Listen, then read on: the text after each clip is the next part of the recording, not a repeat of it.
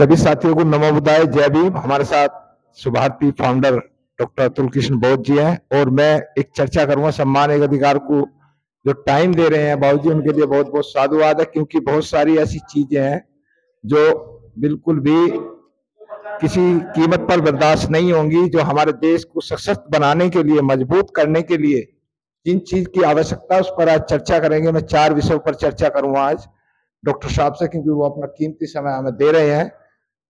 बाबू जी, आपका बहुत बहुत स्वागत है सम्मान एक अधिकार में। इस देश के अंदर 4 बीमारी ऐसी हैं जिनका इलाज नहीं मिल पा रहा, क्योंकि आप डॉक्टर हैं और एक सफल डॉक्टर हैं, तो उसके विषय में थोड़ी सी मुझे आप लोगों की जानकारी आज चाहिए। पहली है इस देश की जनसंख्या, जो इसका निदान नहीं कोई भी सरकार कर पा रही है। दूसरी है दहेज प्रथा, जो शादियों के अंदर दहेज प्रथा चल रही है उसका निपटारण नहीं हो रहा, कानून कोई ऐसा नहीं बन रहा जो एक गरीब आदमी किसी भी तरीके से जो परेशान होता है कि भाई रईस की बेटी की शादी हो रही है, मेरी बेटी की भी शादी हो। तीसरी चर्चा है इस देश के अंदर सरकार कोई भी कानून लाती है उसका हमारे लोग जो है विरोध करते हैं, उसका समर्थन नहीं करते हैं। तो इस पर आपके क्या विचार हैं? एक और बताऊंगा। नमो बुद्धाय, जय भीम। देवेंद्र जी, आपने मुझे इस संवाद के लिए चुना, मैं आपका बहुत बहुत आभार प्रकट करता हूँ। देखिए, मेरी जो छोटी सी बुद्धि है मैं उसके हिसाब से आपके प्रश्नों का जवाब देने का प्रयत्न करूँगा। आपने जो पहली बात कही वो आपने जनसंख्या की बात कही। तो जनसंख्या का जब तक कि कोई इलाज नहीं हो सकता जब तक दोनों सरकार और हम स्वयं नहीं समझेंगे। और ये एक दुखदाई बात है कि हम स्वयं समझने के लिए तैयार नहीं हैं। तो उसके लिए आवश्यक है कि सरकार को कुछ ऐसे नियम बनाने पड़ेंगे जो दोनों तरह के होंगे, प्रमोशनल भी होने चाहिए, डेट्रीमेंटल भी होने चाहिए। यानी कि सबसे बड़ा आज की तारीख में नेतागिरी का लोगों को शौक होता है।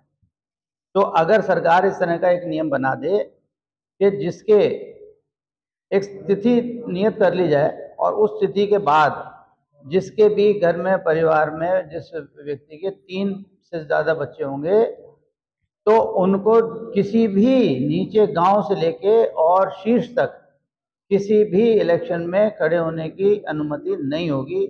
तो एक तो जो लोगों को नेतागिरी का शौक है, सबसे ज़्यादा उसका प्रभाव पड़ जाएगा। दूसरी बात, ऐसे ही मैं कहता हूँ कि जो सरकारी नौकरियां हैं, हम सरकारी प्राइवेट नौकरी में तो प्राइवेट संस्थाओं के ऊपर निर्भर करता है, लेकिन जो सरकारी नौकरियां हैं उसमें सरकार को यह नियम बना देना चाहिए कि एक संख्या आप तय कर सकते हैं कि 2 संख्या हो या 3 संख्या हो, लेकिन 2 या 3 बच्चों के ऊपर जिससे ज़्यादा बच्चे होंगे उनको कोई सरकारी नौकरी नहीं मिलेगी। और अगर वो सरकारी नौकरी में हैं तो उनको आगे का प्रमोशन नहीं मिलेगा। तो इस तरह के अगर नियम बनाए जाने बहुत ज़रूरी हैं। और दूसरे ये भी नियम बनना चाहिए कि जब तक के किसी के भी 2 बच्चे तक रहें तब तक बहुत सारी उसको सुविधाएं, जैसे शिक्षा की सुविधा, स्वास्थ्य की सुविधा, उस पूरे परिवार को पूरी तरीके से सरकार के द्वारा निःशुल्क दिलाई जानी चाहिए। तो जब ये चीज़ होगी तो कम बच्चे पैदा करने के लिए लोगों का प्रोत्साहन होगा और ज़्यादा बच्चे पैदा करने पे उनको थोड़ा इस बात का डर लगेगा कि उनको सरकारी नौकरी नहीं मिलेगी या उनको प्रमोशन नहीं मिलेगा या उनको नेतागिरी करने का मौका नहीं मिलेगा। तो ये तो मैं समझता हूँ कि बहुत ज़रूरी है कि पॉपुलेशन को कंट्रोल करने के लिए। बाबू जी, एक ही समाज सबसे ज्यादा विरोध करता है, हम उसका नाम लेंगे तो दिक्कत हो जाएगी। बाकी पूरा देश ये चाहता है कि हमारी जो देश की जनसंख्या है वो सबसे पहले कंट्रोल होनी चाहिए, क्योंकि सुविधा आम आदमी को तभी मिलेंगी। हमारे देश के अंदर एक बीमारी है, चाहे आप 1000 रुपए महीना कमा रहे हैं, 10 लाख रुपए महीना कमा रहे हैं, 10 करोड़ रुपए, लेकिन हमारे इंडियन आदमी की कभी भी हवस की खोपड़ी नहीं भरती। वो कभी भी दूसरे आदमी को जो है देख कर नहीं चलता कि भाई सरकार के लिए हम क्या काम कर रहे हैं, देश के लिए क्या काम कर रहे हैं, जो हमारा समाज मजबूत हो, देश मजबूत हो। जब देश के अंदर वास्तविक धर्मनिरपेक्षता होगी, आज देश के अंदर धर्मनिरपेक्षता नहीं है जी। जब धार्मिक धर्मनिरपेक्षता होगी तो जो नियम होंगे वो सब पे समान रूप से लागू होंगे।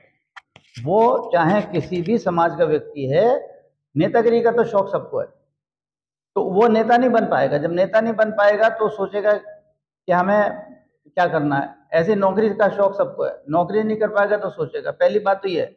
और जहाँ तक समाज के जागृत होने का प्रश्न है, तो ये बात तो बिल्कुल देखिए समझनी पड़ेगी कि, और आपने कहा कि अगर नाम लेने से दिक्कत पैदा हो जाएगी, मैं तो समझता हूँ कि नाम लेने से दिक्कत पैदा नहीं होगी, क्योंकि मैं तो साफ कहता हूँ कि जो हमारे मुस्लिम भाई हैं उनके यहाँ ये बात कहा जाता है कि जो बच्चे होते हैं वो अल्लाह की देन होते हैं।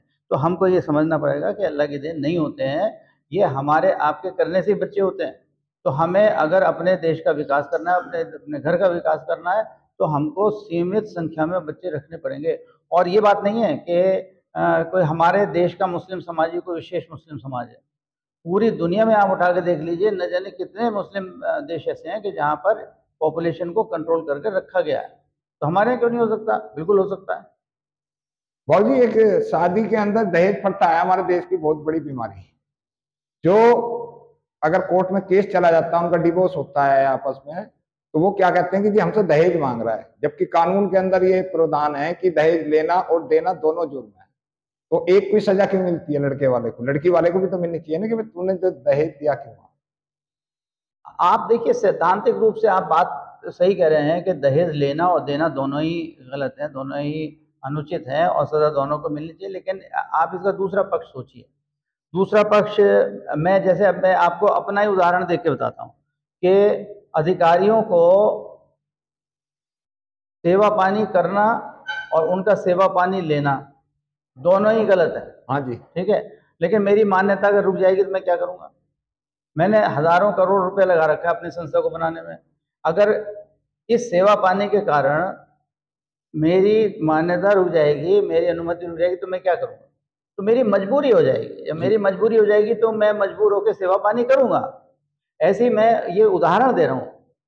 मैं करता हूँ नहीं करता हूँ, कितना नहीं करता हूँ, इससे संबंध नहीं है, लेकिन मैं आपको उदाहरण दे रहा हूँ कि इस प्रकार मेरी मजबूरी है। ऐसे ही जो लड़की के परिवार वाला, उसको क्या करे, वो उसकी तो मजबूरी है। अगर वो नहीं देगा तो ऐसे बहुत समाज में उदाहरण भी हैं। मैं तो अपने से ही बताता हूँ। मेरे पिताजी की मृत्यु हो गई थी, तो मैंने अपनी छोटी बहन का विवाह मैंने किया, और जिस लड़के से बातचीत हम लोगों की हुई, उसके एक ताऊजी ने आके मेरे से कह दिया कि अच्छा, हमारे यहाँ तो इतना 20 लाख रुपए का कैश चलता है, वो कैश चाहिए। मैंने तुरंत ही उनको घर से बाहर कर दिया और मैंने कहा मुझे आपके यहाँ संबंध ही नहीं बनाना है, आप चले जाइए।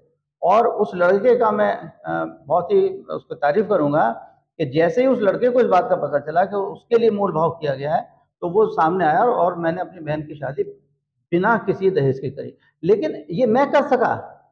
आप देखो समाज में कितने ऐसे लड़की के पक्ष वाले लोग हैं जो ऐसा कर पाएंगे। तो इसलिए हम लड़की के घर वालों को दोष नहीं दे सकते, पहली बात तो ये। दूसरी बात यह है कि देखिए, ये जो दहेज की प्रथा है, ये सीधे के सीधे जाति से जुड़ी हुई है। कि जब आपको पता है ना कि लड़की वाला जो है अपनी जाति से बाहर जा नहीं सकता, तो जो चाहो मांग लो। लेकिन जिस दिन ये पता चल जाएगा कि जाति व्यवस्था समाप्त हो गई है और जाति का कोई अंकुश नहीं है और लड़की जो है वो किसी दूसरी जाति के लड़के से भी ब्याह कर सकती है, तो उस समय इन लोगों के जो दहेज मांगने वाले लोग हैं, इनके दिमाग ठंडे हो जाएंगे, कमा जाएंगे। और इसमें तो मुख्य रूप से सरकारी नियम तो अपनी जगह हैं ही, अभी भी हैं, लेकिन मुख्य रूप से समाज को जागृत होना पड़ेगा। हमारे देश के अंदर एक जो लोग हैं, आम आदमी, हम जैसे आदमी हैं और बहुत सारे देशवासी जो हैं, वो नेताओं पे दोष लगाते हैं कि भाई नेता इस देश को भ्रष्ट कर रहे हैं, नेता इस देश को खा गए लूट कर, ये बेच दिया, वो बेच दिया, ऐसा बेच। जबकि हमारे देश के अंदर इस देश का सबसे ज्यादा जो भ्रष्ट है वो सरकारी डिपार्टमेंट है। इस सरकारी डिपार्टमेंट अगर सही हो जाए तो नेता अपने आप सही हो जाएंगे, पूरा देश अच्छा हो जाएगा। देखिए, ये एक चक्र है, और चक्र क्या है, इसमें तीनों ही सम्मिलित हैं जी। इसमें अधिकारी भी है, इसमें नेता भी है, और इसमें आम जनता भी है जी। जब आम जनता से कोई आदमी बिना मेरिट पे हुए कोई काम कराना चाहता है अधिकारी से, तो अधिकारी को ये अवसर मिल जाता है कि वो उससे पैसा मांगे जी। और वो जनता उसको पैसा देती है और काम कराती है, तो जनता दोषी हो गई। दूसरा, अधिकारी को जब पोस्टिंग मिलती है तो नेताजी को पैसा दे के मिलती है। अगर वो नेताजी को पैसा नहीं देगा तो उसको पोस्टिंग नहीं मिलेगी, तो अधिकारी बेचारा रह गया, तो नेताजी दोषी हो गए। और अधिकारी जब सोचता है कि जब मैं नेताजी को दूंगा तो फिर मैं क्यों ना जनता से ले लूं, तो वो जनता से जहां जनता मेरिट पे भी होती है तो वहां पर वो अनधिकृत रूप से लेता है। अब नेताजी कहते हैं कि भाई मुझे तो टिकट नहीं मिलता, मैं जब तक मेरा शीर्षस्थ, मेरा जो पार्टी के अंदर लोग हैं, जब तक मैं उनको सेवा नहीं करता, मुझे पैसा नहीं देता हूँ मैं, तब तक मुझे टिकट नहीं मिलता है। तो उनका भी पैसा ले लेना अपना अपने से जस्टिफाई करते हैं।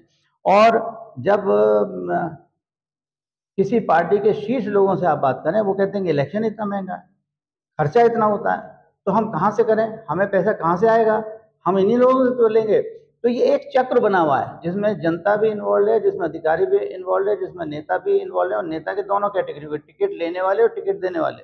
तो इसलिए बहुत ज़रूरी है कि हम चारों स्तर के ऊपर जब तक कुठाराघात नहीं करेंगे, तब तक देश से भ्रष्टाचार की स्थिति समाप्त नहीं होगी। बाबू जी, चलते चलते क्या मैसेज देना चाहते हैं जो लोग देखें? एक तो रिक्वेस्ट ये है कि सब्सक्राइब करके जरूर बोलते हैं, क्योंकि सुभारती वाले जो हैं वो ठाठा का मेरी वीडियो अपनी शेयर कर रहे हैं। मैं सब, आप इतना अच्छा काम कर रहे हैं देवेंद्र जी, और समाज में बहुत अच्छा आप संदेश दे रहे हैं, लोगों में भाईचारे का संदेश दे रहे हैं, प्यार मोहब्बत का संदेश दे रहे हैं, देश को एक करने का संदेश दे रहे हैं। तो इस हेतु मैं सभी से निवेदन करूंगा कि आपके इस चैनल को लोग सब्सक्राइब भी करें, लाइक भी करें, और जितना इसका ज़्यादा से ज़्यादा प्रचार और प्रस्ताव होगा उतना ही अच्छा होगा, क्योंकि समाज के हित में होगा। आपके द्वारा जो प्रयास किया जा रहा है वो फलीभूत होगा, सार्थक होगा। बहुत बहुत धन्यवाद सम्मान के अधिकार को टाइम देने के लिए। बाबू जी हमारे साथ है, अगले संडे फिर मिलेंगे एक नई विषय पर। जय भीम, नमो।